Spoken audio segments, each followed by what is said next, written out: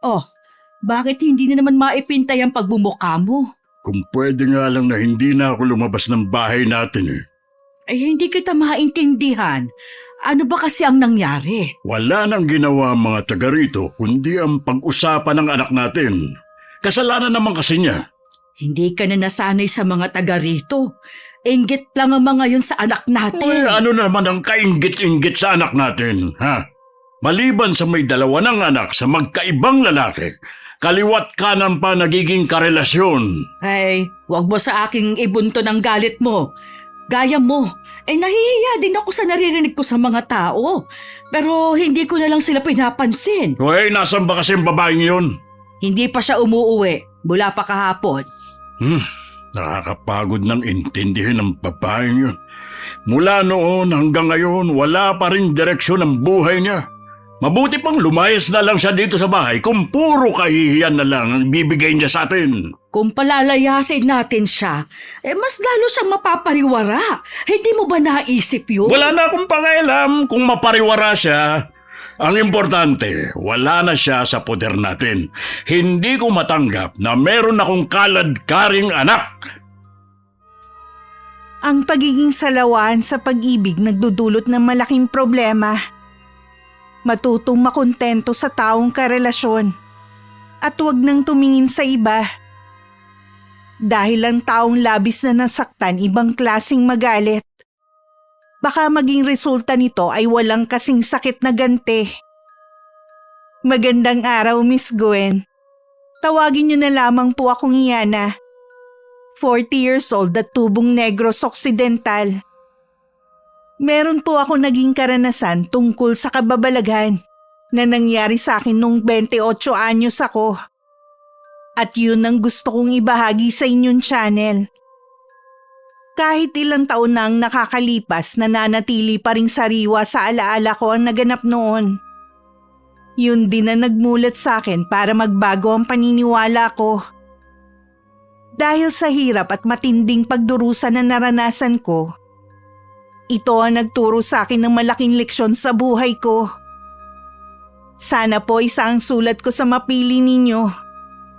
Pero bago tayo magpatuloy sa ating kwento, huwag kalimutang mag-subscribe sa channel na ito. I-like ang video at mag-iwan ng comment sa ibaba. Malaking tulong po ang inyong suporta para maipagpatuloy namin ang pagbabahagi ng mga kwentong kapupulutan ng aral. At ngayon, simulan na natin ang kwento natin. Yana! Pabuti naman umuwi ka ng bata ka. Abay, 10 araw ka nang nawala ah. Saan ka ba nanggaling? Tsaka niyo na po ako tanungin. Kararating ko lang eh. Huwag ka munang pumasok ng bahay. Mag-usap muna tayo. Mamaya na nga po eh. Pagod ako, Nay. Ayusin mo nga yung tono ng pananalita mo, Yana. Nanay mo ang kausap mo at hindi ko sino-sino lang. Pasensya na po. Sumagot ka sa mga tanong ng nanay mo. Huwag mong idahilan na pagod ka. Ako nang bahala sa anak natin. Bumalik ka na sa pagsisibak mo ng kahoy dyan. Sagutin mo nga ako, Yana. Saan ka ba naglagi? Pinag-alala mo kami ah. Ang paalam mo, sa trabaho ka lang pupunta. Galing po ako sa bahay ni Lance. Sino naman yun? Bago ko pong boyfriend. Ibig bang sabihin, wala na kayo ni Sunny?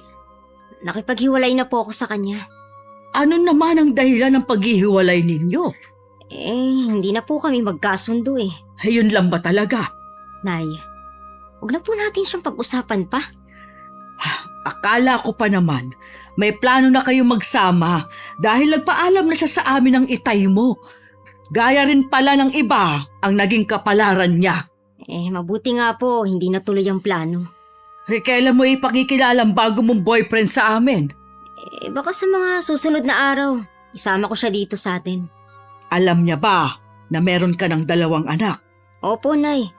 Wala naman akong tinago sa kanya. Mabuti naman kung ganon. Kung wala na po kayong itatanong, magpapahinga na muna ako. Sige, mamaya na lang ulit tayo mag-usap. Marami pa kasi akong gustong itanong tungkol kay Lance. Hindi ko pa nga lang naiisip kung ano. May 2 na akong anak. Ang panganay kong si Kim nasa 10 taong gulang. Pinanganak ko siya nung 17 years old pa lang ako.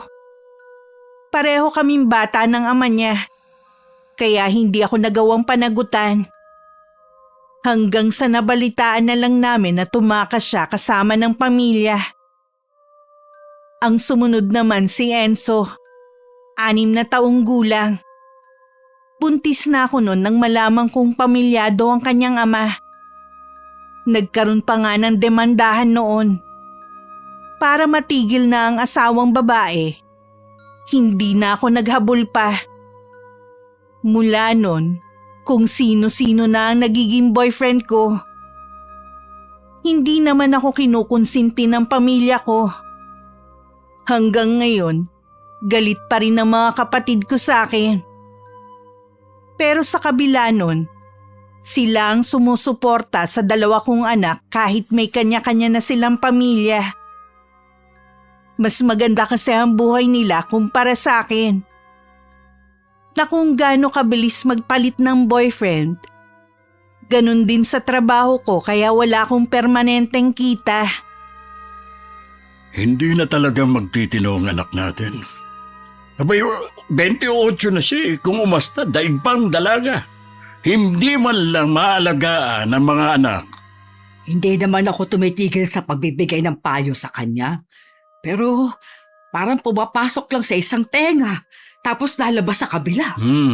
Hindi na kasi magandang reputasyon niya na kumakalat dito sa lugar natin. Ayokong dumating ang oras na babastusin ang anak natin. Baka kung ano nang magawa ko sa kanila. Hindi naman siguro aabot sa ganyan. Kilala naman nila tayo dito na walang inaagrabyadong ibang tao. Respeto na lang nila sa atin. Kung hindi lang natin siya anak, matagal ko nang pinalayas yan dito sa bahay natin. Huminahon ka nga. Bakit ba ang init ng ulo mo ngayon? Si Ana lang naman laging nagpapainit ng ulo ko eh.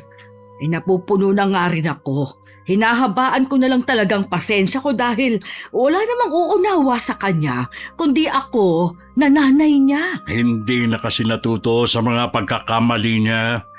Imbis na magtino, lalo pang lumala ang ginagawa.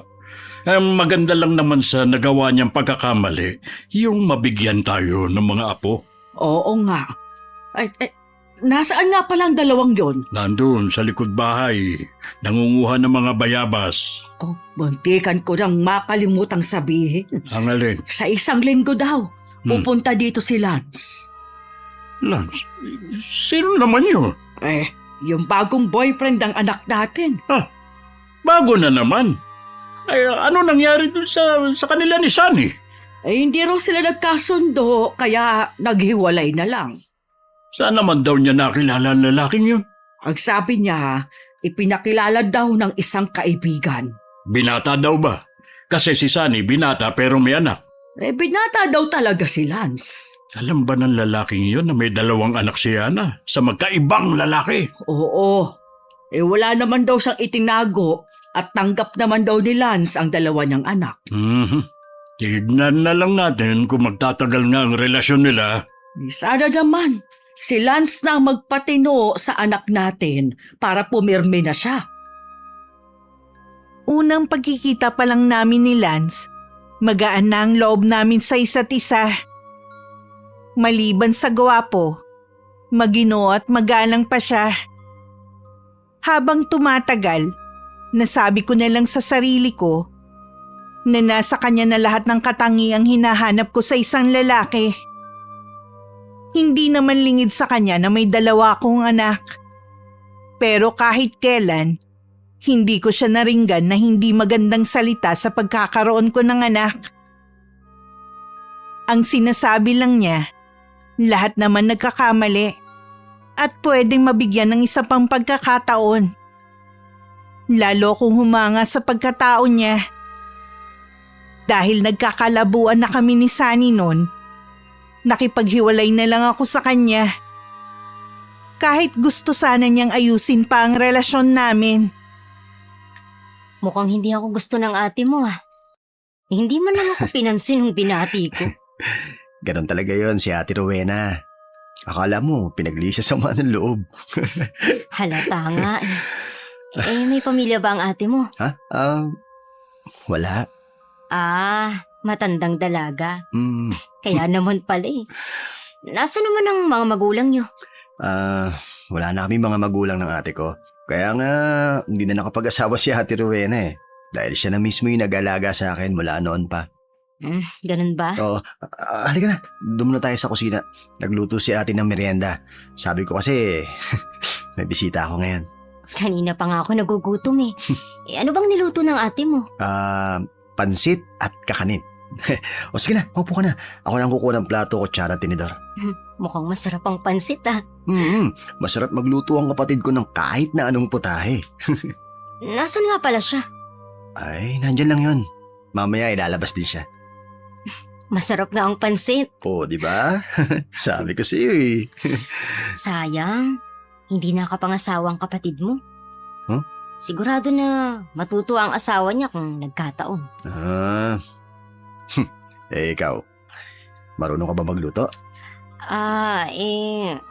Marunong naman. Pero hindi kasing sarap ng luto ng ate mo. Ano ka ba? Mapag-aaralan mo rin yan. Sa bahay kasi, si nanay lagi ang nagluluto. Ibig sabihin, ang ginagawa mo lang sa inyo, alagaan yung mga anak mo? Hindi ko sila inaalagaan. Kundi si nanay at si tatay naman ang nag-aasikaso sa kanila. Ganun ba? Ang bait naman pala ng mga magulang mo, no? Kahit pa paano, nagtatrabaho ka para maibigay ang pangangailangan ng dalawa mong anak. Bihira din naman akong magbigay ng panggastos nila eh. Ha?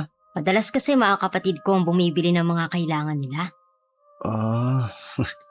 Wala na ako masabi kundi napakaswerte mo sa pamilya mo. Sinabi mo pa. Kaya nga kahit ilang araw akong hindi umuwi ng bahay, ayos lang. Pero dapat naglalaan ka rin ng panahon sa mga anak mo.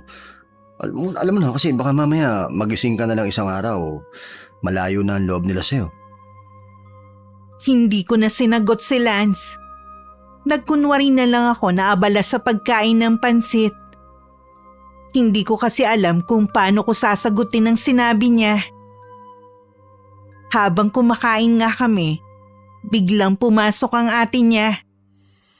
Inalok namin siyang kumain pero tumingin lang siya. May kung anong ginagawa siya sa may lababo. Ilang sandali pa lumabas na ulit siya. Yun ang kauna-unahang pagpunta ko sa bahay na yun. Madalas kasi, sa apartment na inuupahan ni Lance kami nagkikita. May palagay din ako na yun na ang huling pagpunta ko doon. Maliban kasi sa malamig na pagtanggap sa akin ni Ate Rowena, mabigat din ang pakiramdam ko sa bahay na yun. Isang oras lang kami doon. At nagpahatid na rin ako sa may sakayan kay Lance. Jim! Ay, ano nangyari sa'yo? Bakit dumudugong ilong mo? Ay, May naku. pasa ka rin! Napaaway kasi ako doon sa labasan eh. Ano? Sa tanda mong yan, meron pang pumatol sa'yo. At ikaw naman, bakit ka nakipag-away? Ito na nga ang sinasabi ko sa iyo, Jacinta. Oras na makarinig ako na binabastos ang anak nating si Yana, baka hindi ko mapigilan ang sarili ko. Sino naman ang nambastos sa anak natin? Mga dayo lang dito sa atin. Mga bata pa ba? Oo, siguro nasa 30 mahigit ang mga edad. Buti yan lang ang nangyari sa'yo. Wala bang nakakita sa inyo para umawat? Mabuti na nga lang at dumating si Mang Dani. Kung hindi, baka kung ano na nagawa ko. Muntik ko nang hugutin ang itak ko eh. Ilan bang nakaaway mo? 3 sila. Ay, sa susunod nga ha, matuto kang magpasensya. Ang mga yun naman, dayo lang sa atin. Akala mo naman kung sinong matatapang. Sa susunod na makasalubong ko sila sa daan, tutuluyan ko na talaga sila. Ay, huwag mo nang palalain pa ang mga nangyari. Paano kung maunahan ka? Akala mo yata'y nasa 20 anyos ka pa lang. Matanda ka na hoy, at mabagal ka ng kumilos. Halika na nga muna't gagamutin kita. Ay, buti pa nga. Ay, siya nga pala. Si Yana ba umuwi na? Wala pa. Tsaka, baka gabihin na naman yon. O di kaya bukas na umuwi. Yung mga apo natin. Nandun, naglalaro sa loob. Alam mo naman, kapag hindi mo sinasamahan, hindi sila po pwedeng maglaro dito sa labas. Mabuti na yung habang bata pa sila, alam na nila kung ano yung bawal. Ayokong tularan nila nanay nila na hindi mapagsabihan. Ay, oo nga. Minsan napapatanong na rin ako sa sarili ko kung saan ba ako nagkulang sa paggabay ko sa kanya. Ang mga kapatid naman niya hindi pasaway. Naging mas maluwag lang tayo pagdating sa kanya. Likas sa kanya ang pagiging palakaibigan nun Kaya hindi natin siya nagabayan sa pagpili ng mga kaibigan. Isa sa nakikita kong dahilan kung bakit siya naligaw ng landas ay dahil sa masamang impluwensya ng mga yun. Ay sana, maisip ni Yana na hindi na tayo mga bata. Darating ang panahon, siya pa rin ang kakailanganin ng mga anak niya. Masyado pang maaga at parang ayoko pang umuwi sa amin. Kapag kasi gusto kong magpahinga, tsaka naman lumalapit ang mga anak ko para kulitin ako. Umiinit lang tuloy ang ulo ko. Kaya napilitan na rin akong umuwi ng bahay. Pagdating ko nga, sinalubong ako ng mga anak ko. Mabuti na lang nakabili ako ng tinapay sa bakery. Yun ang binigay kong pasalubong. Mamaya nyo na yan kainin at malapit na tayong kumain ng hapunan. Opo, Lola!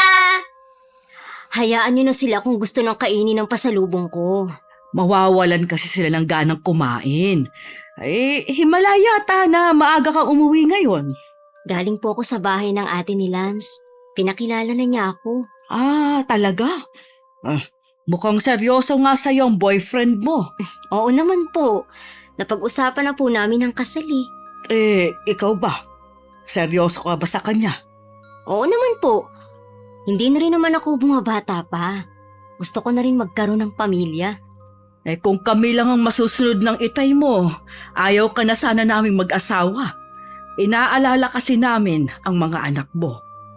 Inay, hindi naman po kayang ibigay ng mga anak ko ang kaligayahan ko. At darating din ang panahon na magkakaroon sila ng sariling buhay. Ayoko naman na maiwan mag-isa. Mangako ka lang na kapag wala na kami ng tatay mo, huwag mo silang pababayaan. Siyempre naman po. Kahit anong mangyari mga anak ko pa rin sila. Siya nga po pala, si tatay. Nasa kwarto na at nagpapahinga. Ha? Ang aga naman po yata niya magpahinga. Hindi pa nga yata siya nag-aahaponan May nangyari kasi kanina. Ano naman po? Nakipag-away kasi ang tatay mo kanina. Po? Kanina naman po siya nakipag-away. At ano naman ang dahilan? Sa mga dayo dito sa atin, narinig niya kasi na pinag-uusapan kanila at puro bastos ang sinasabi. O kaya ayun, uminit ang ulo ng itay mo. Hindi na lang hinayaan ni tatay. Buti hindi malala ang nangyari sa kanya. Natural lang na ipagtanggol ka ng itay mo kahit madalas kayong hindi magkasundo. Mahal ka niya. At masakit sa kanyang hindi magandang sinasabi ng mga tao. Alam ko naman po na mahal niyo ako. Kaya nga po ayusin ko na ang buhay ko. Magtitino na ako kay Lance. Sinabi ko talaga sa sarili ko na si Lance na ang huling lalaking mamahalin ko. Kaya nga masaya ako dahil kahit bago lang kami, inalok na niya ako ng kasal. Habang lumilipas nga ang mga araw, mas lalo siyang nagiging sweet at maalalahanin sa akin. Ang laki talaga ng pagkakaiba niya sa mga nauna kong boyfriend. Ilang beses na rin niya akong kinukulit na gusto niyang makilala ang mga magulang ko. Kaya nang magkaroon ng pagkakataon, pumayag na rin ako. Mainit naman ang pagtanggap sa kanya ng aking mga magulang. Si nanay ang maraming tinatanong sa kanya. Samantalang si Itay tahimik lang. At panay ang tingin kay Lance na parang sinusuri nito ang pagkatao ng binata. Maraming salamat po sa masarap na tanghalian ha. Naubos ko po yata yung pagkain nyo. Natutuwa nga ako dahil ibig sabihin nun, nasarapan ka sa luto ko. Ay, naku po. Sobrang sarap po ng luto nyo. Sana nga po, matikman ko ulit sa susunod. Aba, oo naman.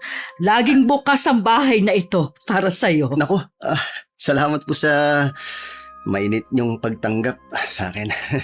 Sa lahat ng naging boyfriend, Diana, bukod tanging ikaw lang ang humarap sa amin ng maayos.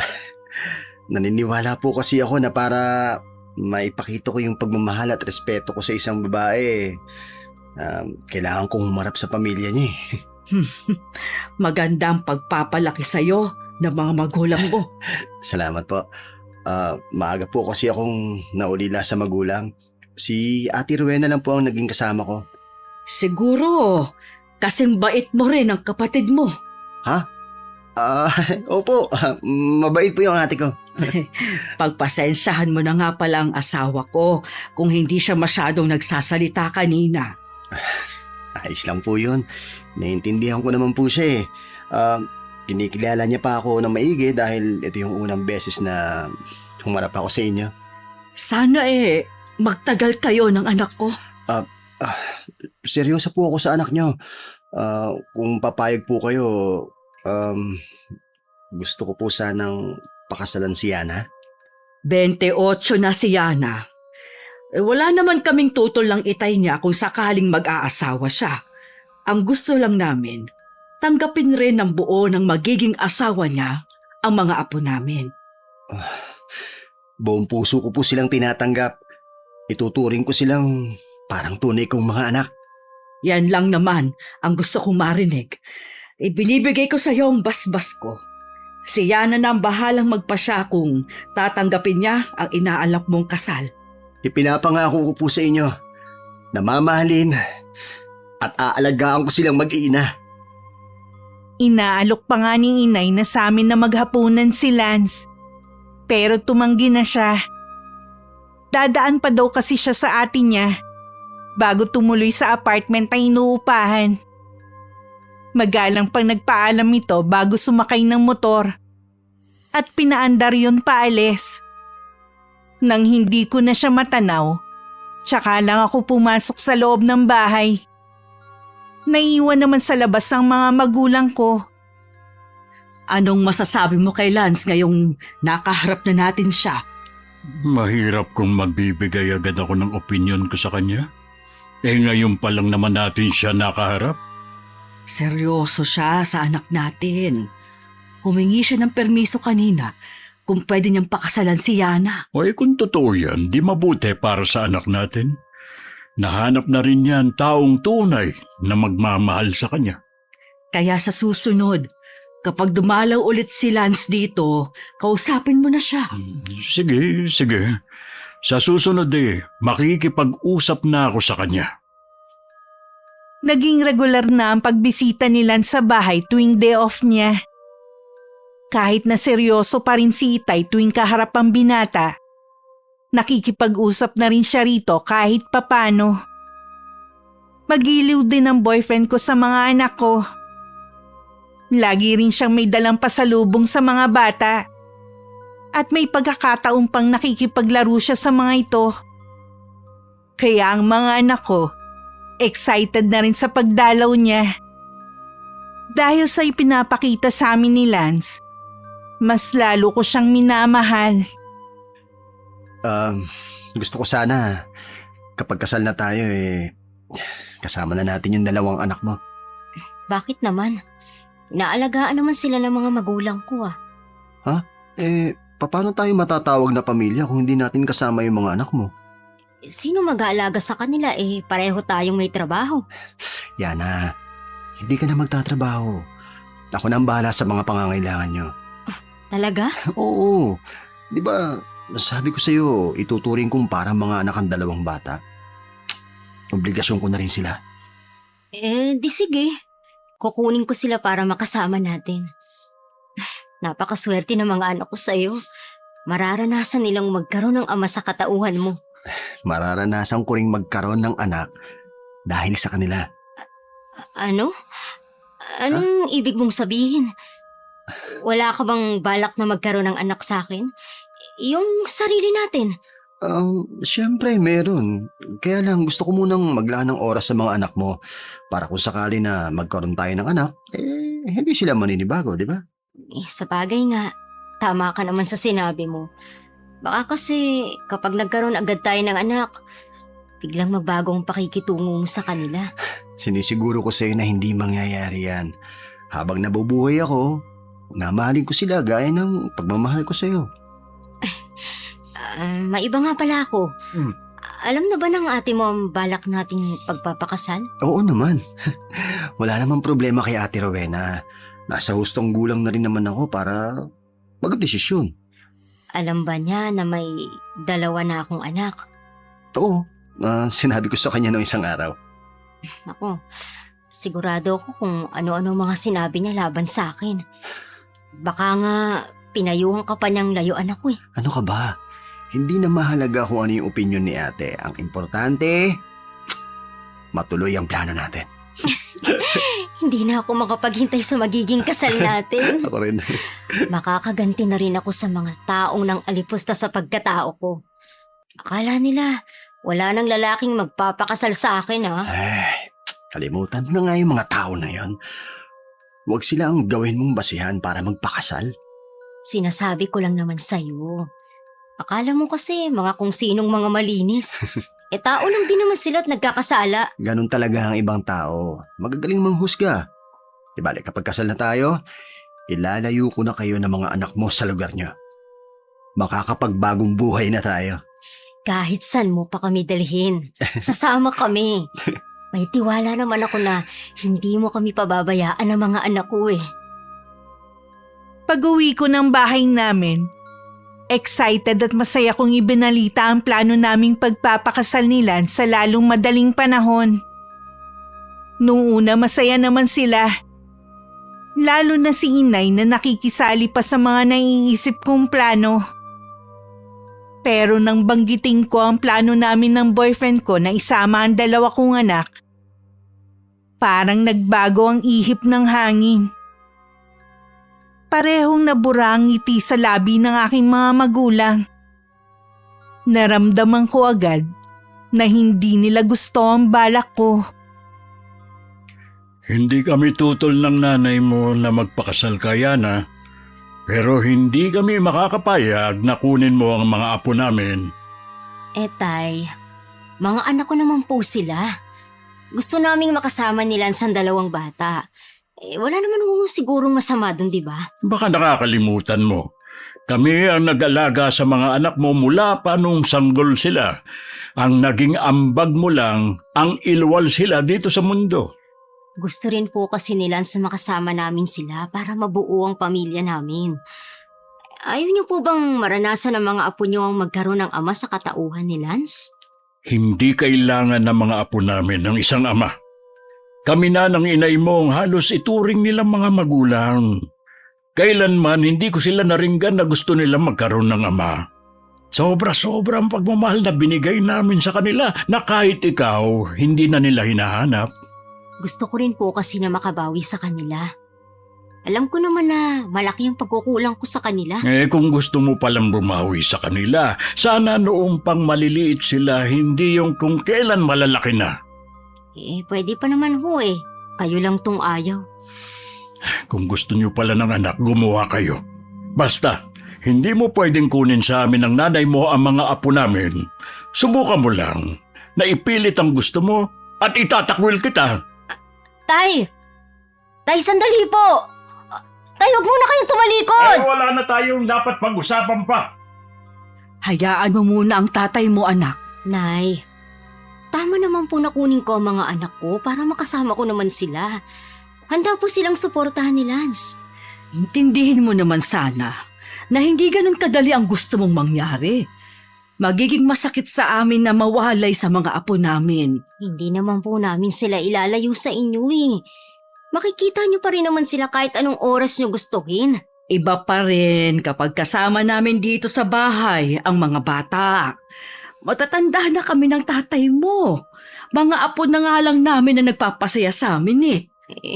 Paano naman po ako? Gaya ng sabi ng itay mo, pwede naman kayo magkaanak ni Lance. Ipaubaya mo na sa amin ang 2 bata. Iniisip ko rin po kasi na kapag nandito ang mga bata, hindi sila susuportahan ni Lance. Kung bukal talaga sa puso ni Lance sa mga binitiwan niyang pangako sa'yo, kahit hindi niyo kasamang mga apo ko, mamahalin at susuportahan pa rin niya ang mga yun. Hindi na lang ako nakipagtalo sa mga magulang ko. Alam kong buo na ang desisyon nila na kahit anong mangyari, hindi nila ibibigay sa akin ang mga anak ko. Pabor din naman sa akin na wala akong iintindihin. Pero hindi ko lang alam ang magiging reaksyon ni Lance kapag nalaman niya. Nung magkita ulit kami, kahit hindi pa siya nagtatanong, sinabi ko na rin ang nangyaring pakikipag-usap sa mga magulang ko. Kitang-kita ko ang lungkot at pagkadismaya sa mukha niya. Hindi ko inaasahan na maaapektuhan siya ng ganon. Hindi ko rin naman sila masisi. Sila ang nagpuyat noon sa pag-aalaga sa mga anak ko. Malaki ang naging sakripisyo nila sa mga apo. Oo nga, naiintindihan ko naman sila pero sana maintindihan nila na ikaw ang masigit na may karapatan sa anak mo. Marami na akong ibinigay na sama ng loob sa mga magulang ko. Ayoko naman na dagdagan pa yun. Talaga bang wala ka nang magagawa? Kapag pinagpilitan ko kasi, nagbanta ang itay na itatakwil ako. Grabe naman pala yung mga magulang mo, no? Kaya hayaan na lang natin sa kanila mga bata. Hindi, sige. Sino ba ako para kumontra? Hindi ko akalain na maaapektuhan ka na ng ganyan. Kasi sa maikling panahon, napamahal na sa akin yung mga anak mo eh. Inaasahan ko na makakasama natin sila sa isang bubong. Pwede naman natin silang dalawin eh. O di kaya hiramin para ipasyal. Oo nga. Ngumiti ka na dyan. Hindi ako sanay na makita kang malungkot eh. Oo na, yan na, yan na. Nakangiti na ako. Pagod din kasi ako sa trabaho eh. Kung mamasyal kaya tayo ngayon? Pwede naman. Teka, saan mo ba gustong pumunta? Wala rin ako maisip eh. Teka, ang mabuti pa, dito na lang tayo sa apartment mo. Pag-usapan na lang natin ang kasal natin. Mas okay nga yan. Sabi nga pala ni ate, pwede daw ba na sa bahay namin ganapin ang handaan? Gusto ko sanang sa bahay na lang namin para inggitin ang mga tao sa lugar namin. Naku naman. Sila na naman ang nasa isip mo. Wala naman sigurong masama, di ba? Di sige, sasabihin ko na lang sa ate ko. Sana naman, huwag niyang sirain ang araw ng kasal ko. Hindi yun gagawin ng ate ko, ano ka ba? Alam ko kasi, ayaw niya sa akin eh. Alam mo, mabait naman yung ate ko. Balang araw, magkakahulihan din kayo ng loob. Naku, malabo na yan sa tingin ko. Siya nga pala, yung bahay na tinitirahan ng ate mo, sa kanya ba talaga yun? Hindi, bahay yun ng mga magulang namin. Pero sabi ko kay ate Rowena, pinaubaya ko na yun sa kanya. Ikaw ang lalaki. Dapat ikaw ang magmay-ari nun. Kasi malaki yung naging sakripisyo ng ate ko sa akin eh. Nakalimutan na nga niya mag-asawa dahil sa pag-intindi sa akin. Yun lang ang meron siya. At ayaw ko namang pati yun kunin ko pa sa kanya. Kaya Huwag na natin yun pag-usapan, okay? Tama na yun. Pwede naman tayong magpagawa ng sarili nating bahay. Ano ka ba? Sige. Sige, hindi ko na yun pakikialaman. Salamat. Naiintindihan mo ako. Hindi na nakialam ang mga magulang ko sa pagpaplano namin ni Lance ng kasal. Ipinaubaya na nila sa amin ang lahat at maging mga kapatid ko.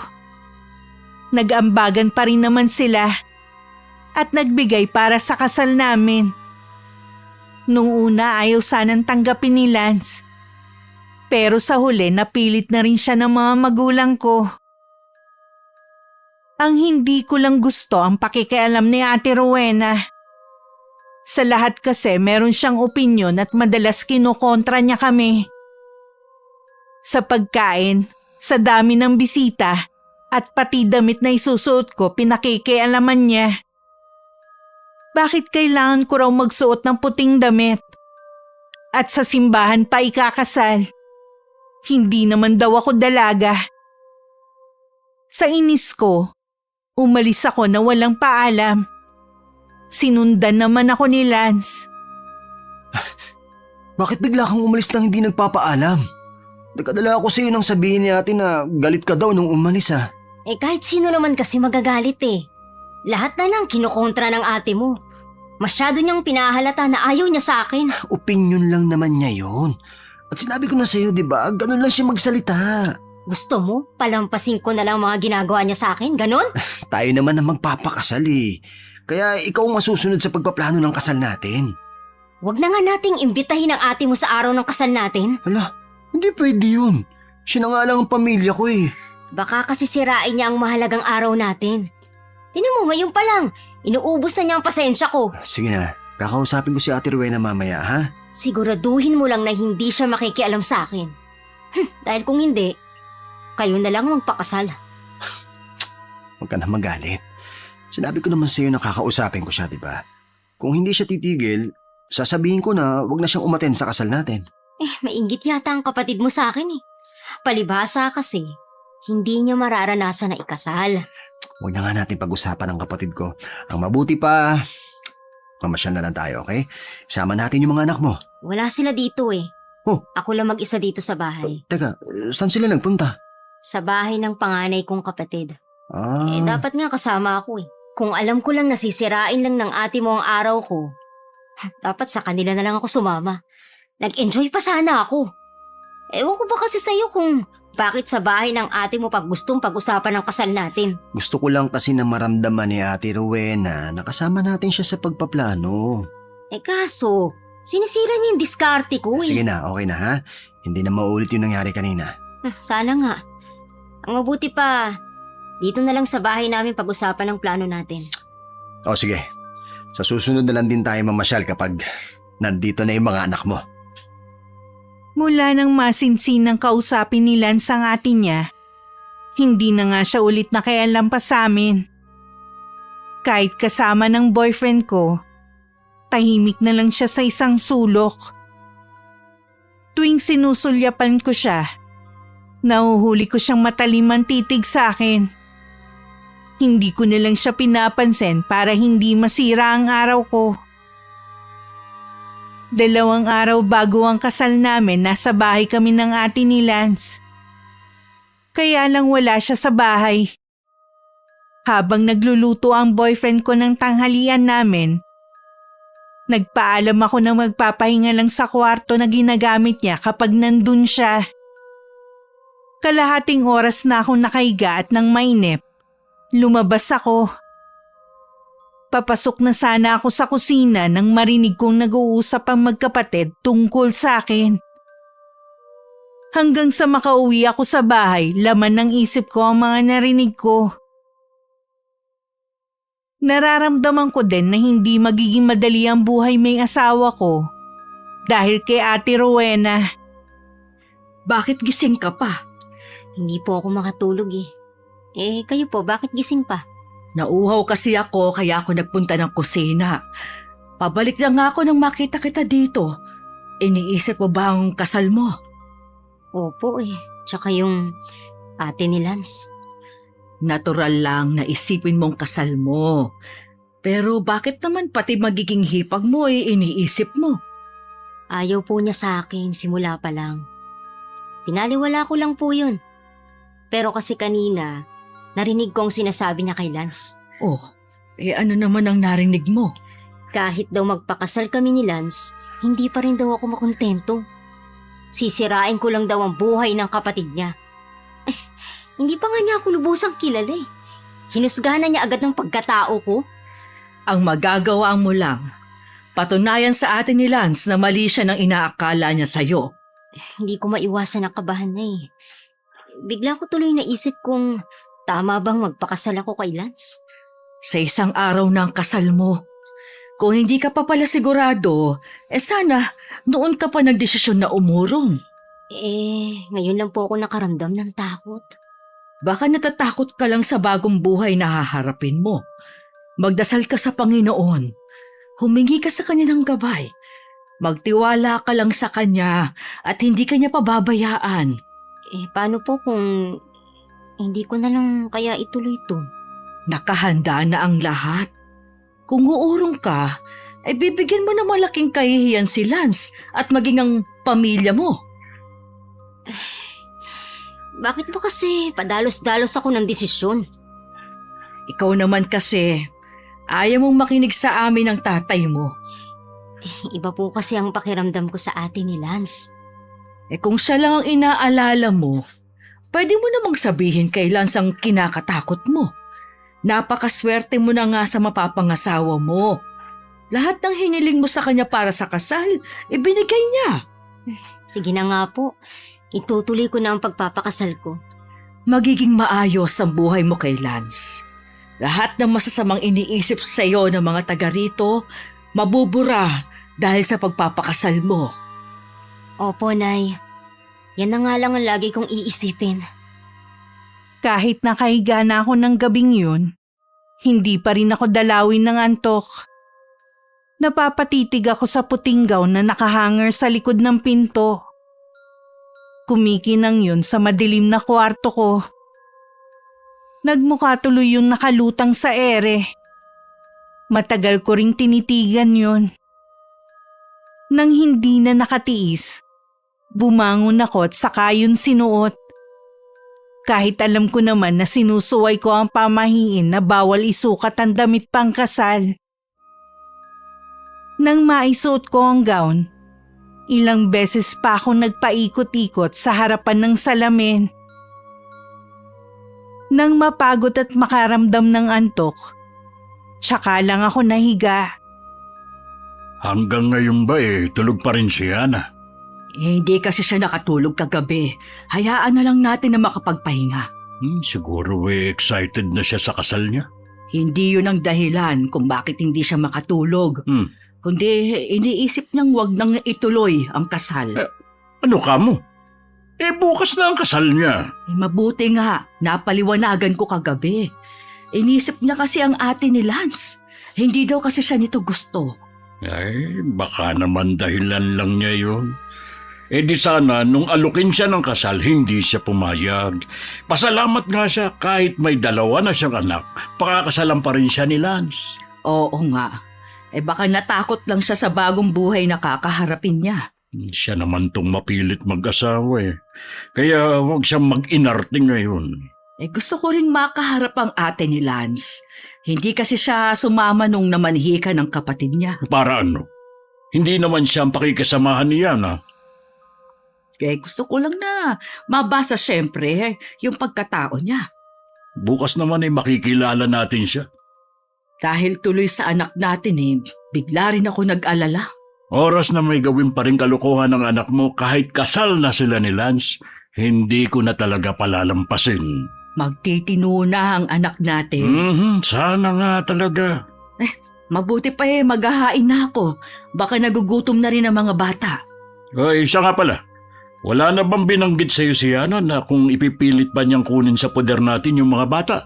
Wala na rin naman siyang binanggit. Siguro, napag-isip-isip niya rin na mas makabubuti nga kung nandito pa rin sa atin ang mga anak niya. Buti sana kung mabuti siyang ina. Pwede ko pang pag-isipan na ibigay sa kanya. Sarili lang niya ang iniisip niya. Dumating ang araw ng kasal. Mula umaga, wala na talaga akong ganang kumilos. Napipilitan lang akong sumunod sa mga dapat kong gawin. Pagdating sa simbahan naman, halos hindi ko makita kung sino ang mga nandun. Kay Lance lang kasi ang buong atensyon ko. Ang tumatak lang sa isip ko ang pag-iyak niya habang hinahatid ako ni Itay sa harapan ng altar. Pagkatapos ng seremonya, tumuloy na kami sa bahay kung saan gaganapin ang reception. Pagdating doon, nandun na ang ibang mga bisita. Imbes na makaramdam ako ng excitement, pagkainip ang nararamdaman ko. Bigla rin ako natigilan nang maramdaman na kanina pa merong nagmamasid sa akin. Paglingon ko sa kanang bahagi ko, sa di kalayuan, Nandun si Ate Rowena. Matiim ang titig niya sa akin. Blanko rin ang ekspresyon ng mukha niya. Kaya ang hirap malaman ang iniisip niya. Bakit pala sa apartment na nila tutuloy yung dalawa? Ayaw naman ni Yana na gawin ang honeymoon nila sa ibang lugar. Ay, siya nga pala. Napansin ko yung ate ni Lance, tahimik lang sa isang tabi, ni hindi man lang nagbigay ng mensahe sa kapatid niya. Ay di ba nga, sabi ni Yana, ayaw sa kanya nito kaya paano magbibigay ng mensahe? Hindi naman makakasama ni Yana ang hipag kaya wala siyang dapat ipag-alala. Kanina nga, pinagmamasdan kong kilos ng babaeng yon. Ewan ko ba, merong kakaiba sa kanya na hindi ko maipaliwanag. Teka lang, nahawa ka na yata sa anak natin . Ay sana lang, hindi siya maging problema sa anak natin. Ngayong may asawa na si Yana, huwag na natin siyang pakialaman. Matuto siyang harapin ang problema niya ng mag-isa. Oo nga. Tsaka may tiwala naman ako kay Lance. Ay, ang dami pa palang natirang ulam.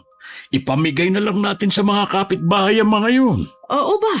Ikaw nang mamigay at pupunasan ko pa ang mga apo natin. Sigurado na maaga silang makakatulog dahil maghapong pagod. Maninibago yung mga apo natin dahil hindi na nila makikita ang nanay nila dito sa bahay. Kanina nga pala, narinig ko na tinatanong ni Lance ang dalawang bata kung gustong sumama sa kanila. Sinusuhulan pa nga ng manugang natin na bibilhan ng mga laruan at mga tsokolate. Alam mo ba kung anong isinagot ng mga apo natin? Mas gusto nilang tayo ang kasama. Aba, sabi ko na sa iyo tayo ang pipiliin ng mga apo natin . Hindi naman kasi natin sila pinalaki sa luho. Napakabibo ng mga apo natin. Mahusay sumagot. Nagtataka lang naman ako dun sa manugang natin kung bakit pinipilit niyang isama ang mga apo natin. Pwede naman silang magkaanak na yan. Ay, yan nga rin ang ipinagtataka ko .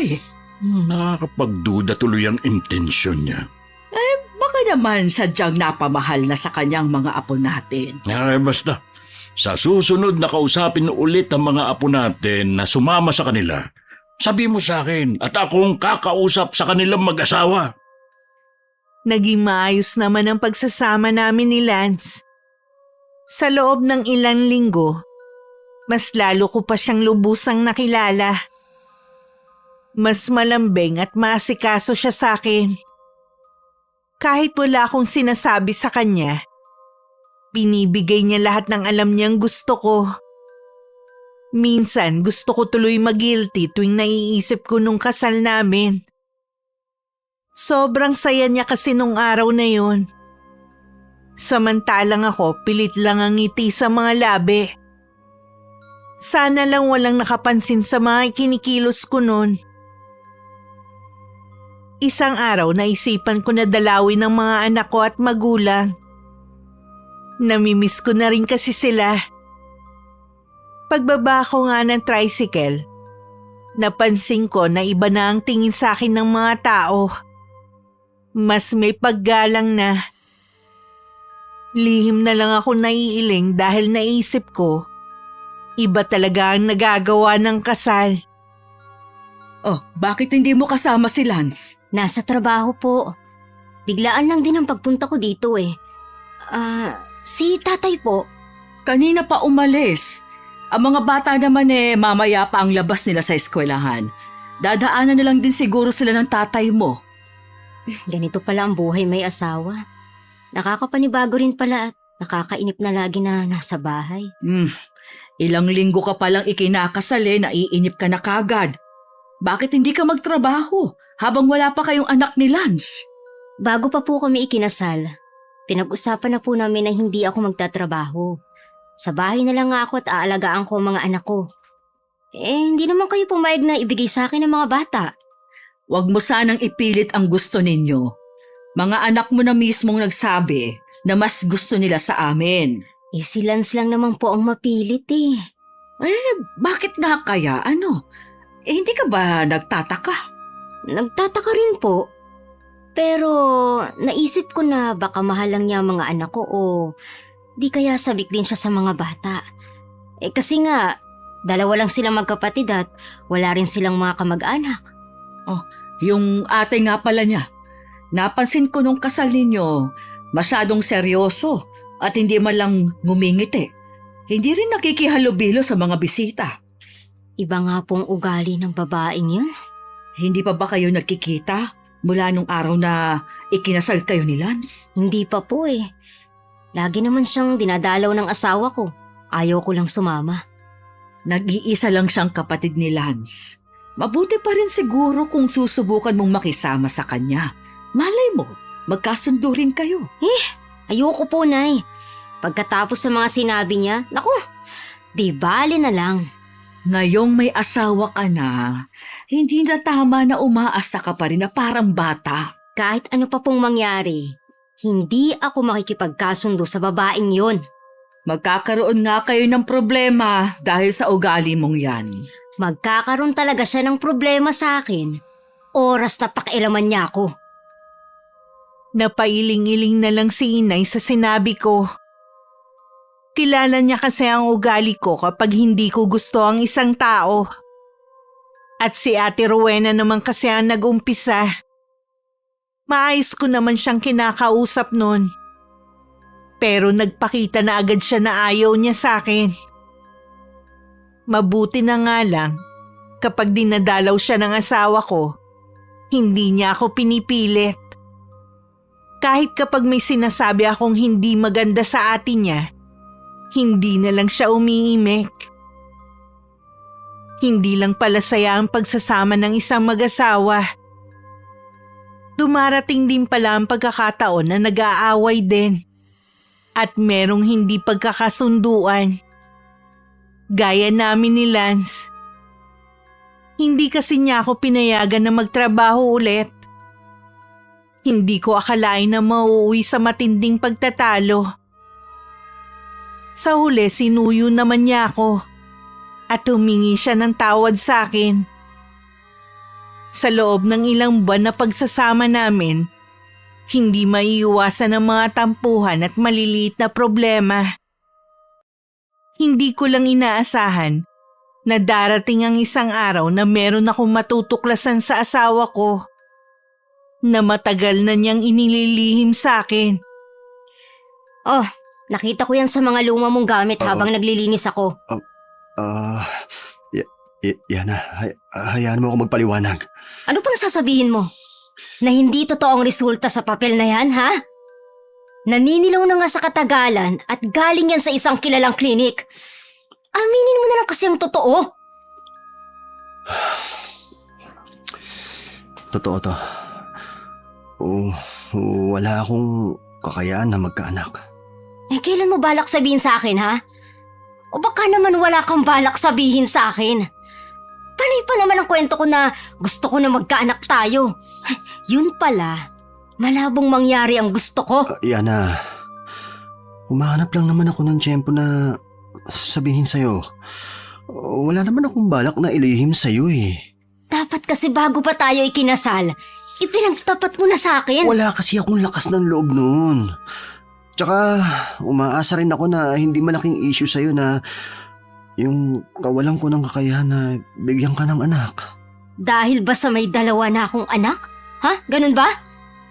Hindi lang naman yun ang issue eh. Kundi ang paglilihim mo sa akin. Yana, patawarin mo na ako. Hindi ko naman sinasadya eh.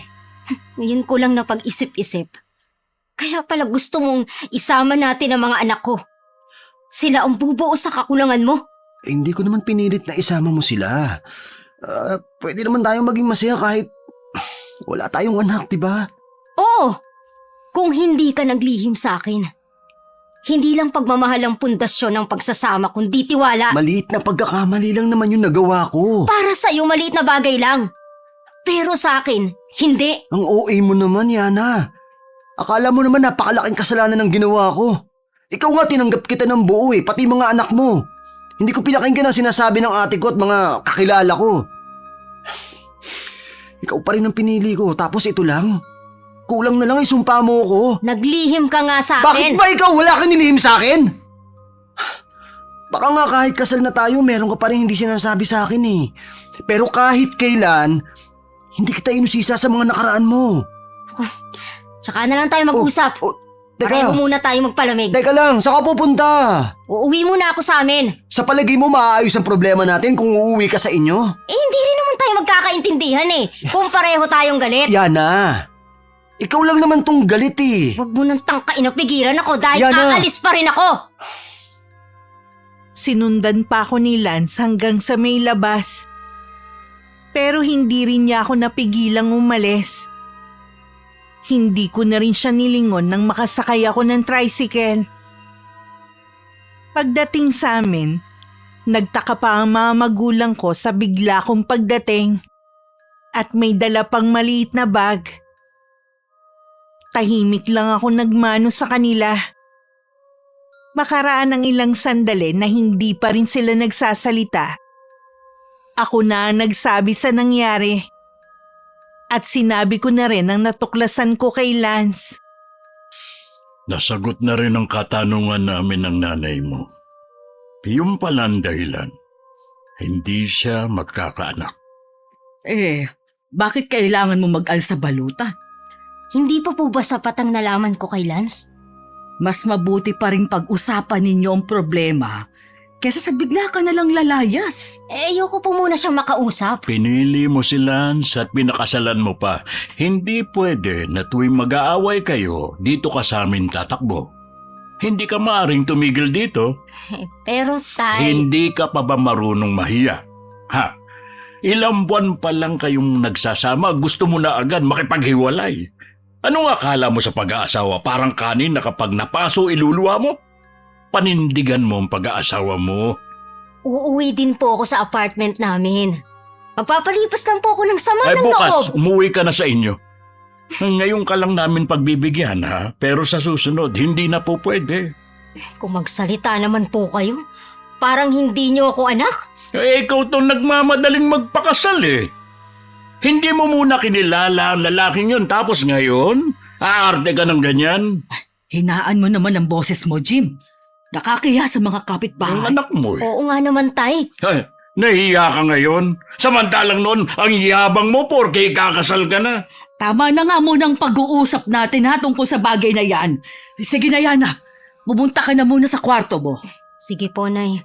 At ikaw naman, lagi ka na lang galit kapag kausap mong anak natin. Na pwede namang mahinahon mo siyang kausapin. Kahit mahinahon o pagalit pa ang pakikipag-usap ko dyan sa anak natin, hindi na yan magbabago pa. May palagay ako na nagdadahilan lang yan. Ano naman ang ibig mong sabihin? Ano pa ba? Baka meron na naman yang nagugustuhang ibang lalaki.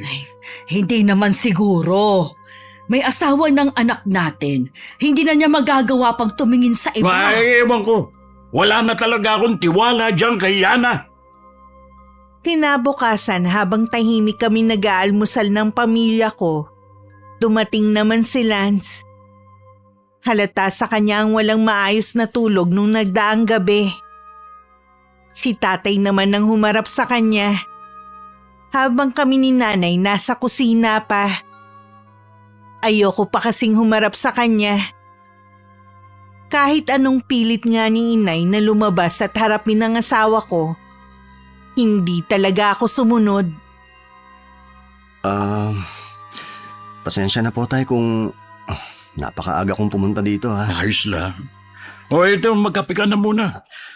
Nag-almusal ka na ba? Hindi pa po pero wala po akong ganang kumain eh. Ayos na po sa akin tong kape. Kaya ka siguro nagpunta rito dahil kay Yana, ano? Opo tay, susunduin ko na po kasi siya. Huwag kang mag-alala. Hindi namin kukonsintihin ang paglalayas niya. Isama mo na siya pauwi sa inyo. Maraming salamat po sa inyo tay ha. Wala nga akong tulog sa kakaisip sa kanya eh. Kung ano man ang problema ninyo, pag-usapan nyo na lang. Matanda na rin naman kayong pareho. Ayaw na naming makialam sa inyong mag-asawa. Gusto ko naman po na maayos na ang problema namin. Siguro alam niyo naman po siguro ang dahilan kung bakit naglaya si Yana. Ay, sinabi nga niya sa amin. Pero hindi kita huhusgahan dahil sa ginawa mo. Alam niyo tay, Ang totoo, hindi ko naman po talaga balak itago yun kay Yana eh. Siguro naghahanap lang po ako ng pagkakataon para ipaalam sa kanya. Ay, habaan mo na lang ang pasensya mo sa anak ko, ha? Ay, hindi ko rin gusto na magkahiwalay kayong dalawa. Opo, tay. Gagawin po ang lahat, tay, para maayos ang pagsasama namin. May tiwala naman ako sa iyo. Alam ko na mapapabuti sa iyo ang anak ko. Maraming salamat po si Tiwala, tay. Sige. Ay, tapos na siguro kumain ng asawa mo. Opo. Tatawagin ko lang siya, ha? Opo. Pagbalik ni Itay, hindi na niya ako naabutan sa kusina. Sinabi naman ni Inay na nagkulong ako sa kwarto. Nang katukin ako, wala akong nagawa kundi buksan ang pinto. Salubong naman ang kilay ni Itay habang nakatingin sa akin. Bakit po ba? Anong bakit? Alam mong nandito ang asawa mo, magkukulong ka dyan sa kwarto? Ayoko po siyang makausap. Hindi ka na bata para umasta ng ganyan, Yana. Kaya kunin mo ang dala mong bag at sumama ka na sa asawa mo pauwi sa inyo. Hindi po ako sasama sa kanya. Ha? Umuwi siya mag-isa sa apartment niya. Kapag hindi ka sumama ng matiwasay sa asawa mo, kakalad ka rin kita palabas dito kaya mamili ka. Bakit po ba pakiramdam ko mas kinakampihan niyo pa si Lance? Wala akong kinakampihan sa inyo. Ayoko lang na kahit may asawa ka na, dito ka pa rin tumatakbo. Ang sabihin niyo, kahit kailan, hindi kayo maaasahan. Hindi niyo man lang ako magawang kampihan? Kung kakampihan kita, para na rin kitang kinonsinti sa ginagawa mo. Tama na nga po. Sasama na ako kay Lance. Sa baog na yon. Masama ang loob ko na sumama kay Lance pauwi ng apartment namin. Pero mula nun, parati na kami nag-aaway. Kahit sa maliit na bagay. Hindi rin niya ako napigilan na bumalik sa trabaho. Lingid sa kanya, muli kami nagkita ni Sunny. Ang dati kong boyfriend bago siya. Kahit may asawa na ako, tinanggap pa rin ako ng lalaki. At madalas na kaming patagong nagkikita. Bakit ngayon ka lang? Gabi-gabi na lang ganito ang oras ng uwi mo Lagi akong overtime sa trabaho. Huwag mo akong gawin tanga, Yana! Bakit? Sinabi ko bang tanga ka? Nararamdaman ko na meron kang milagrong ginagawa sa likuran ko. Sos, napaparaning ka na naman. May paraan ako para malaman ko anong ginagawa mo. Oras na malaman ko na meron kang katarantaduang ginagawa, humanda ka sa akin, ha? Hindi mo magugustuhan ang gagawin ko sa'yo. Iba akong magalit, Yana. Tanda mo yan. Huwag mo nga akong pinagbabantaan. Hindi naman ako natatakot sa'yo, no? Sa ngayon, hindi ka natatakot sa akin dahil hindi mo alam kung ano yung kaya kong gawin. Tama na nga pag-uusap na to. Pagod na nga ako galing trabaho, aawayin mo pa ako. Sinabi ko naman sa'yo, di ba? Hindi mo kailangan magtrabaho. Ikaw lang naman itong mapilit eh. Iniinip pa ako dito sa bahay. Ang daming pwedeng gawin. Ayaw mo lang kasi pumirmi dito sa bahay dahil sa pagtatrabaho mo, hindi mo na naasikaso tong bahay natin. E di kumuha ka ng kasambahay kung gusto mong merong gagawa dito sa bahay. O kaya naman, papuntahin mo dito yung ate mo. Total, mukha naman siyang muchacha. Huwag mong insultahin ang ate ko, ha? Sa inyong dalawa, ikaw mas maraming kapintasan. Eh, hindi ko naman tinago sa iyo na. Noon pa, alam mo na kung ano ako. Yana, ayoko nag-aaway tayo ng ganito. Nakikiusap naman ako sa iyo eh. Sumunod ka na lang sa akin. Para din naman sa kabutihan mo yung sinasabi ko eh. Hindi porke asawa kita, magiging sunod-sunura na ako sa'yo. Eh bakit ka pala nagpakasal sa akin kung hindi ka naman susunod? Mula na maglihim ka sa akin, nawala na ako ng pakialam sa'yo. Palagi mo nalang binabato sa akin ang bagay na yan eh. Ilang beses na akong humingi ng tawad sa'yo, di ba? Hanggat naaalala ko mga ginawa mo, hindi kita mapapatawad. Hindi naman nakaligtas sa paningin ko ang lungkot sa mga mata ni Lance. Hindi na rin siya nagsalita ulit. Ako naman pumasok na ng kwarto namin. Pagkatapos ko magbihis ng damit pambahay, natulog na ako. Na hindi man lang inaalala ang nararamdaman ng asawa ko. Araw-araw lagi kong iniisip na kung pwede lang ibalik ang nakaraan. hindi na sana ako nagpakasal pa kay Lance. Naibibigay nga niya ang lahat ng pangangailangan ko, pero hindi ko maramdaman na masaya ako. Wala rin saysay ang pagsasama namin. Hindi ko lang inaasahan na magbubunga ang ilang beses na paninig namin ni Sunny. At nang ipaalam ko yun sa kanya, basta na lang siyang nawala at hindi na nagpakita sa akin. Kahit anong pilit kong pagtatago sa tunay kong kalagayan, alam ko na mabubuko na rin ako ni Lance. May sakit ka ba? Tuwing umaga na lang lagi kang naduduwal ah. Wala. Baka may nakain lang ako na hindi nagustuhan ng tiyan ko.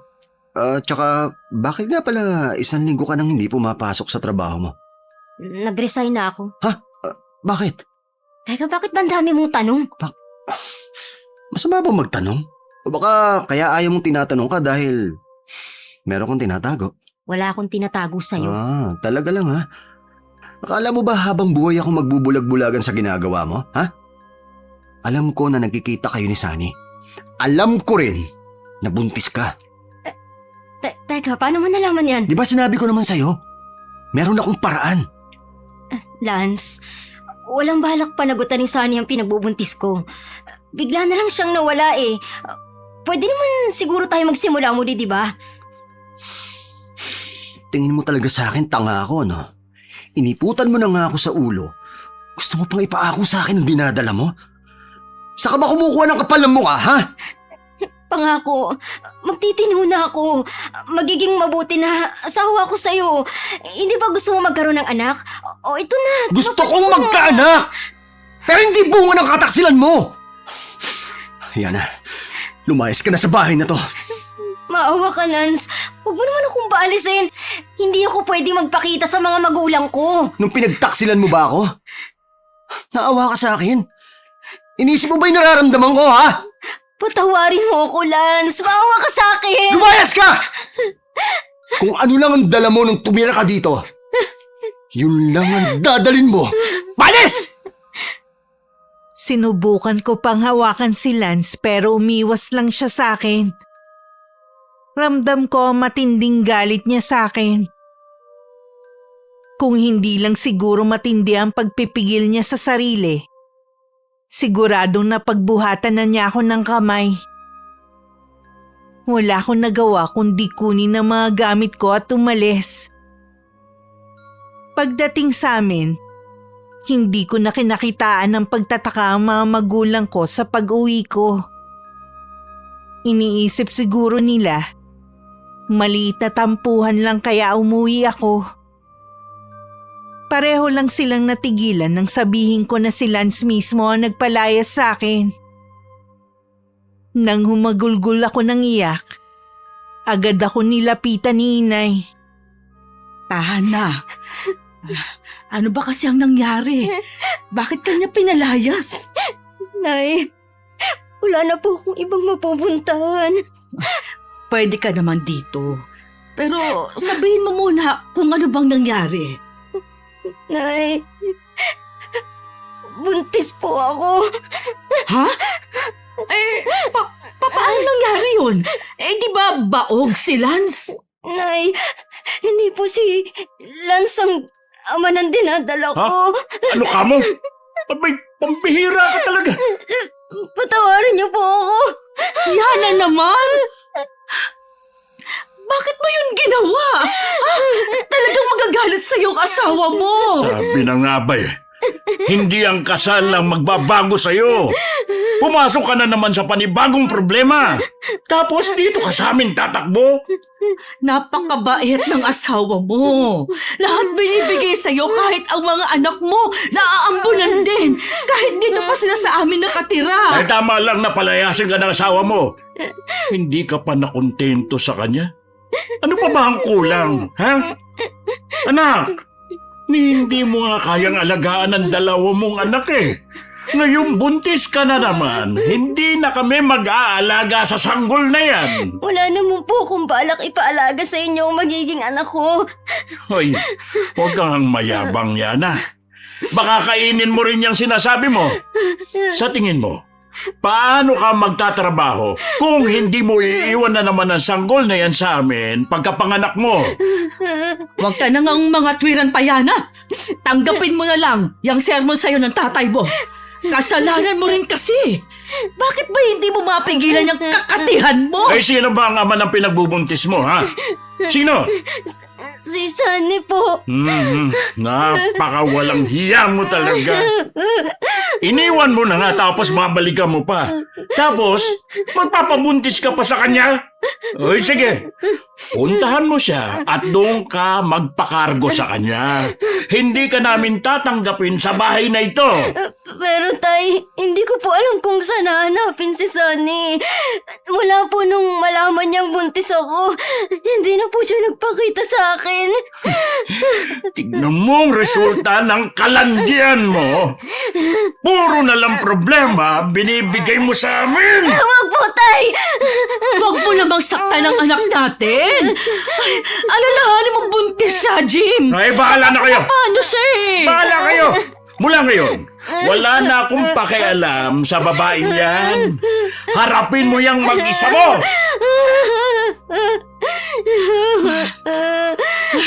Tahana, halika na muna sa kwarto mo. Inay, hindi ko po sinasadya. Hindi sana kasi yan ang mangyayari sa'yo. Kung nakinig ka lang sa amin, hindi ka na nadala sa mga nangyari sa'yo. Kailangan mong maging matatag dahil umpisa na naman ito ng kalbaryo mo.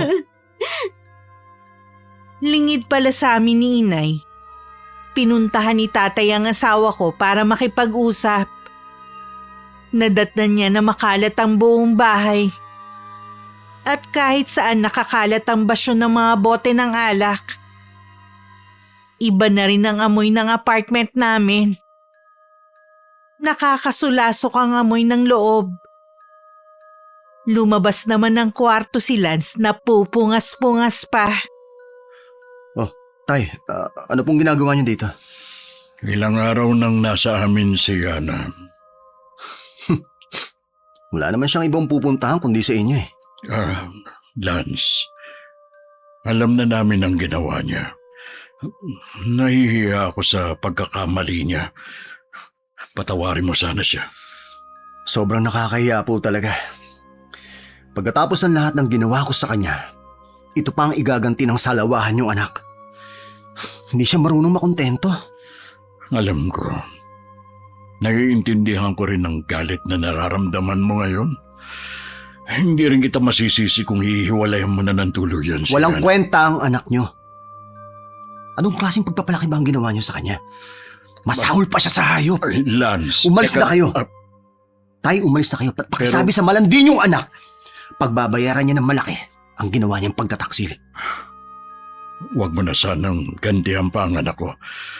Nakikiusap ako. Dapat lang na maturuan ng leksyon ng anak nyo para hindi na siya pamarisan. Magsasalita pa sana si Itay nun pero natigilan siya nang dumating si Ate Rowena. Pinagtabuyan daw siya nito. Kaya wala siyang nagawa kundi ang umalis na lang. Bakit kasi kailangan pang pumunta doon? Gusto ko lang namang makausap si Lance ng masinsinan. Halangan naman na manahimik lang tayo. Oh, may napala ka naman ba? Matindi galit nila eh. Hindi ko naman sila masisi na magkapatid. Nandoon ang ate niya? Dumating siya nung nag-uusap kami ni Lance. Sana wag mo na ulit pupuntahan si Lance. Nasabi mo naman na ang gusto mo. Anong gagawin natin ngayon? Kakayanin ba natin ng isa pang obligasyon? Sapat lang ang kinikita natin para sa pang-araw-araw. Wala tayong pagpipilian kundi humingi na naman ng tulong sa iba nating mga anak. Hindi naman nila matitiis ang kapatid nila. Hindi ako sigurado dyan. Sinabi na ng panganay natin na oras na gumawa uli ng problema si Yana. Wala na siyang maaasahan sa kanila. Habang nasa likod ng pinto at lihim na nakikinig sa pag-uusap ng mga magulang ko, hindi ko maiwasang maluha. Paulit-ulit man akong magsisi, hindi ko na rin naman maibabalik ang nakaraan. Parang gusto ko na lang lumubog sa kinatatayuan ko para matapos na ang problema. At hindi na madamay ang pamilya ko. Galit din ng mga kapatid ko sa ginawa ko. Wala kasing ibang pagpipilian kundi sabihin sa kanila. Ayaw na rin nilang makialam pa sa akin. May naisip akong solusyon sa problema ko. Hindi ko lang alam kung papayag ang aking mga magulang. Ano? Nasisiraan ka na ba ng bait, ha? Hindi solusyon ang tawag dyan. Kailanman, hindi mapagtatakpan ang kasalanan na ginawa mo ng isa pang kasalanan. Wala na po akong naiisip na paraan eh. Kaya gusto mo na lang na ipatanggal ang sanggol dyan sa sinapupunan mo? Hindi ko po kayang buhayin ang batang to, Nay. Ay sana! Naisip mo yan bago ka sumiping sa hindi mo asawa! Hindi ko naman po akalain na tatalikuran ako ni Sunny. Nagagalit ka kay Lance na hindi ka niya mabigyan ng anak. Oh, ngayong natupad ng kahilingan mo, magkakaroon ka na ulit ng anak. Kayo rin po ang inaalala ko eh. Kahit kailan, hindi mo naman talaga kami inisip ng itay mo. Puro sarili mo lang ang iniisip mo. Hindi po totoo yan, Nay. Talaga ba? Sige nga, kailan mo kami inisip? Kaya nga nagpakasal ako kay Lance. Kahit nararamdaman ko na hindi ako magiging masaya sa kanya eh. Ayoko na kasing mag-alala pa kayo sa akin. Tingnan mo naman ang ginawa mo. Nasa maayos ka ng kalagayan, nagawa mo pa rin magloko. Inaamin ko naman na kasalanan ko. Huwag niyo naman pong paulit-ulit na ipamukha sa akin. Ayaw mo pa rin pinagsasabihan ka. Ay sige, bahala ka sa problema mo. Nay, huwag naman po kayong magalit. Ano gusto mo, matuwa pa ako? Nagtitimpi lang ako na huwag kang saktan. Pero kung alam mo lang, pagod na kami ng itay mo na lagi lang pag-usapan ng mga tao ng dahil sa'yo. Ayaw niyo naman sa solusyon na naiisip ko, di ba? Dugo pa lang naman to. Kung papayagan kita, pati kami magkakasala ng dahil sa'yo. Subukan mo lang gawin yung nasa utak mo. Ako mismo magtatakwil sa'yo. Hindi na lang ako umimik. Sa lahat ng pagbubuntis ko, dito ako nahirapan. Sa umaga pa lang, kahit kagigising ko lang nahihilo ako at naduduwal na. Mapili rin ako sa pagkain. Kapag hindi ko gusto ang amoy, hindi ko mapilit ang sarili ko na kumain. Hindi rin naman nagluluto ng pagkain na gusto ko si inay. Kaya madalas lagi akong gutom. Iniiyak ko na lang sa kwarto ko ang nangyayari sa akin. Akala ko hirap lang sa pagbubuntis ang mararanasan ko. Mas may matindi pa pala. Akala ko simpleng sinat lang ang nararamdaman ko. Yun na pala ang simula ng paghihirap ko. Mabuti, bumangon ka na. May sinat ka pa ba? Wala na po, Nay. Kanina pagising ko, basa ako ng pawis. Nagpalit ka ba ng damit? Opo. Baka gutom ka na. Maupo ka na dito. Teka, ano yung nasa muka at braso mo? Kagat po yata ng mga lamok. Di ba may kulambu ka? Baka po kasi nakakapasok ng hindi ko namamalayan. Titignan ko mamaya ang kulambu mo. Baka may butas na. Tatahiin ko na lang. Si tatay po. Naniniba ng mga saging. May kukuha na kasi nun eh. Nay, pwede niyo po ba akong samahan mamaya sa health center? Check-up ko po kasi ngayon eh. Oo naman. Baka meron din tayong mahingi na pwedeng ipahid dyan sa mga butlig mo. Ayoko na pong kumain, Nay. Nakakailang subo ka pa lang . Ayoko na po talaga. Baka maduwa lang ako. Pasensya ka na kung hindi ko mabili ang gusto mong pagkain. Alam mo naman na kapos din kami ng tatay mo. Hindi po ba pwedeng bawasan ang allowance na binibigay ng mga kapatid ko sa dalawa? Huwag mo naman sanang hilingin na magsakripisyo din ang mga anak mo. Hindi papayag ang itay mo na tipirin ng dalawa mong anak. Paano naman po ako? Lagi na lang akong gutom. Ikaw na lang ang sumagot sa mga tanong mo. Pagod na rin kasi ako sa pagpapaliwanag. Basta. Bawasan nyo. Alam nga namang tiisin nyo ako. Huwag ka naman sanang makasarili. Ina ang nagsasakripisyo, hindi ang mga anak. Nagdadabog na tumayo ako sa upuan at pumasok na lang ng kwarto. Hindi na rin kami tumuloy sa pagpapacheck up ko. Bigla kasing sumama ang pakiramdam ko na halos hindi ako makatayo. Dahil sa hilong nararamdaman ko. Pagtingin ko rin sa refleksyon ko sa salamin, dun ko lang nakita na dumami na ang mga butlig sa mukha ko at buong katawan. Mabilis kong tinawag si Inay. Nay, ano pong nangyayari sa akin? Kanina, nasa 5 pa lang to eh. Hindi ko rin alam. Parang hindi lang siya simpleng kagat ng lamok. Nay, sobrang katib po. Huwag mong kamutin at baka...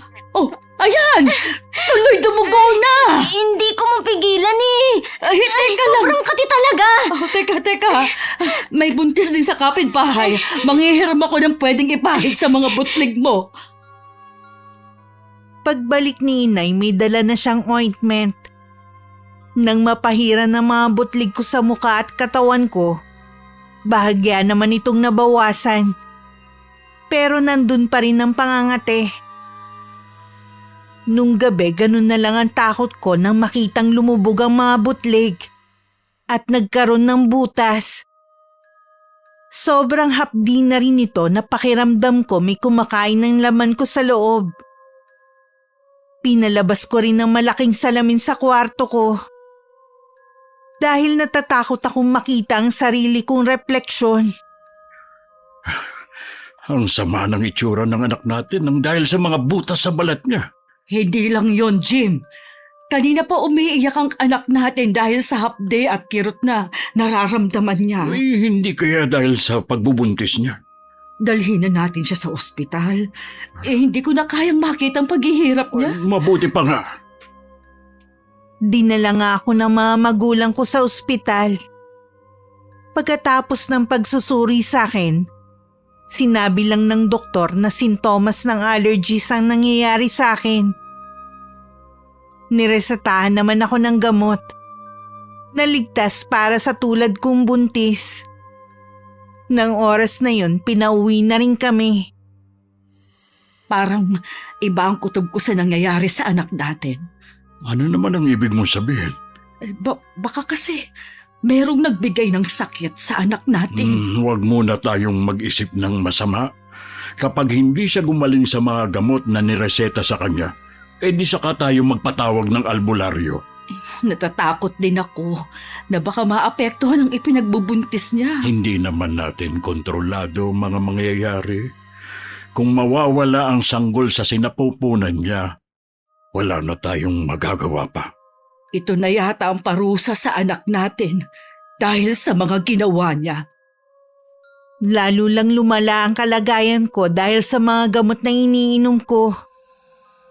Halos hindi na nga ako nakakatulog sa gabi. Dahil pakiramdam ko may mga gumagapang na insekto sa buong katawan ko. At kinakagat nila ang balat ko. Dinugo na rin ako, tuluyan na wala ang dinadala kong sanggol. Pero hindi pa rin bumuti ang lagay ko sa mga sumunod na araw. Napilitan na rin magpatawag ng albularyo ang mga magulang ko. Doon nila nakumpirma na meron ngang bumabarang sa akin. Ang akala kong imahinasyon ko lang, totoo nga may mga insekto at kumakain sa katawan ko. Inuuod na rin ang mga sugat ko at amoy bulok na karne ang singaw na lumalabas dito. Iisang tao lang ang naiisip kung pwedeng gumawa nito kay Yana. Si Lance. Huwag ka munang mambintang. At saka sabi ng albularyo, babae daw ang gumawa nito sa anak natin. Ay di malamang ang ate nga ni Lance. Unang kita ko pa lang sa kanya nung araw ng kasal ng anak natin. Iba na ang pakiramdam ko sa kanya. Sa kanan natin isipin ang bagay na yan. Kailangan munang gumaling ni Yana. Kung sakali man na sila ngang nasa likod ng nangyayaring ito, hindi ko rin sila masisi na magalit ng husto kay Yana. Matindi ang sakit na binigay ni Yana kay Lance. Mas doble naman ang balik nito sa kanya. Pati ang walang muwang na sanggol, nadamay pa. Ay, Sumisigaw na naman ang anak natin. mabuti, pinasundo muna natin ang dalawang bata. Ayokong makita nila na nasa ganitong sitwasyon ang nanay nila. Panginoon, huwag niyo pong hayaan na manaigang kasamaan. Maawa po kayo. Magtiwala ka lang. Malalampasan to ng anak natin. Kung sila nga ang may kagagawan nito, hipuin nawa ang kanilang mga puso at patawarin na si Yana. Buong magdamag akong sumisigaw. Nakakaramdam na rin na matinding takot ang mga kapitbahay namin ng mga oras na yon. Para daw ang sigaw na naririnig nila nagmumula sa ilalim ng lupa. Pareho ding walang tulog ang mga magulang ko. Mataas na ang sikat ng araw nang lumabas ang albularyo sa kwarto. Napangiti lang sina Inay at Itay nang sabihin nito na magaling na ako. At nagawa nitong talunin ng mambabarang na nagpaparusa sa akin. Matagumpay din nitong naibalik ang sumpa sa taong nag-utos na gawin sa akin ng orasyon. Sinabi rin ito na isa sa mga araw pupunta ang taong responsable sa nangyari sa akin. Salamat sa Diyos.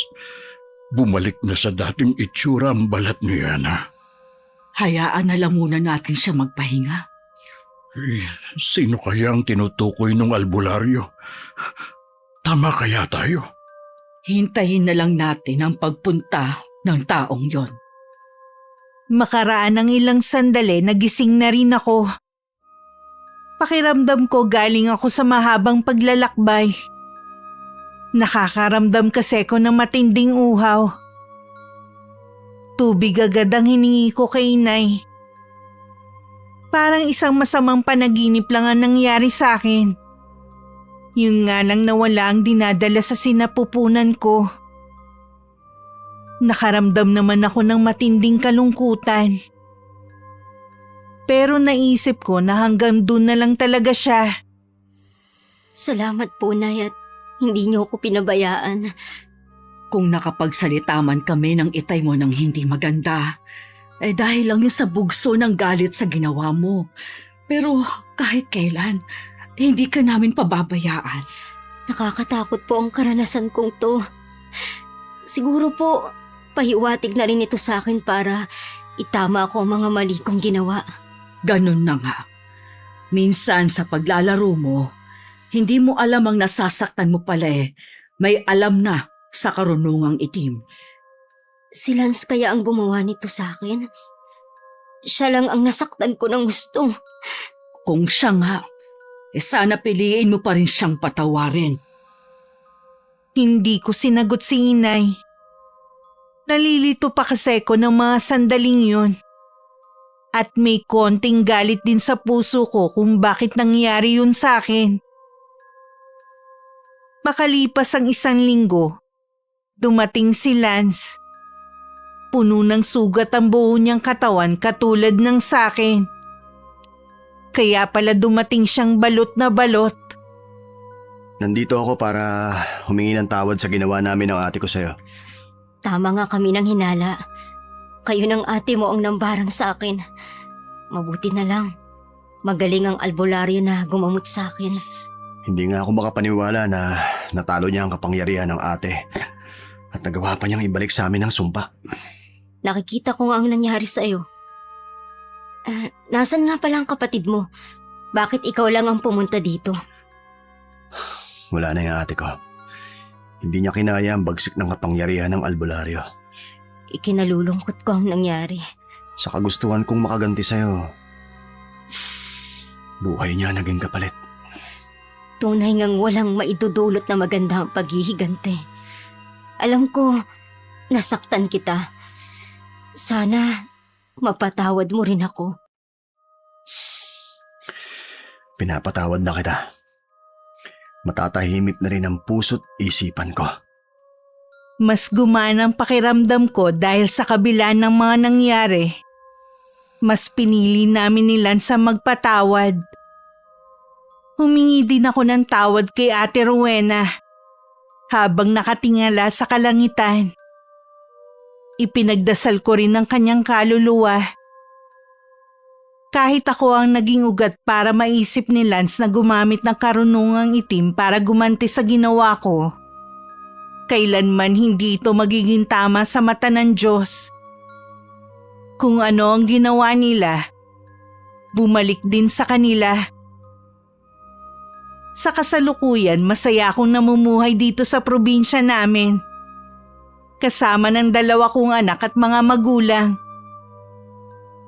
Sa paglipas ng mga taon, parati pa rin sumasagi sa isip ko ang nangyaring yun sa akin. Hindi na rin kami nagkita pa ni Lance. At wala na rin ako naging balita sa kanya. Nakakatakot man ang naging karanasan ko. Nagsilbi naman itong malaking aral sa akin. Napahalagahan ng mga taong tunay na nagmamahal sa akin. At makontento kung anong meron sa buhay ko. Maraming salamat po, Miss Gwen, sa pagkakataon na ibinigay ninyo sa akin. Para mapakinggan sa inyong channel ang aking kwento. Naway magsilbi tong aral sa lahat. At sana nakapagbigay na rin ako ng inspirasyon sa kapwa ko taga-subaybay. Mabuhay po ang inyong channel. Wakas. Maraming salamat sa pakikinig mga solid bangers. Kung nagustuhan nyo ang kwentong ito, suportahan nyo ang channel sa pamamagitan ng pag-like, pag-comment at pag-subscribe. Hanggang sa susunod, God bless. Pagod na pagod na pagod na pagod na pagod na pagod na ang itay mo! Okay po. Okay po.